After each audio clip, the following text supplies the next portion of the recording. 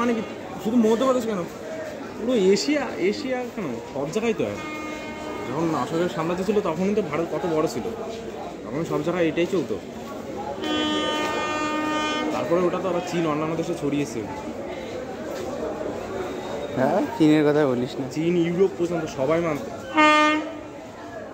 সবাই ওনাকেই পুজো করতো, ওনার ধর্ম পুজো করতে।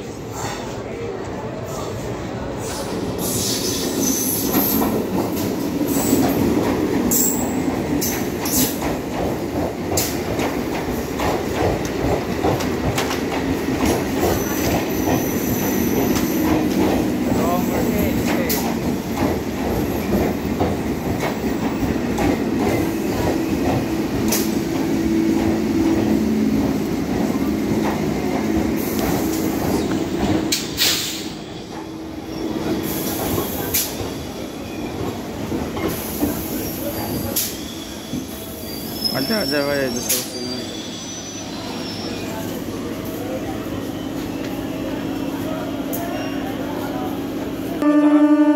মূর্তিগুলো, এই এখনকার যে মূর্তি দিয়েছে ওই মূর্তিগুলো মানে কাদের যারা পুজো করবে, মানে এই ধ্বংস একবার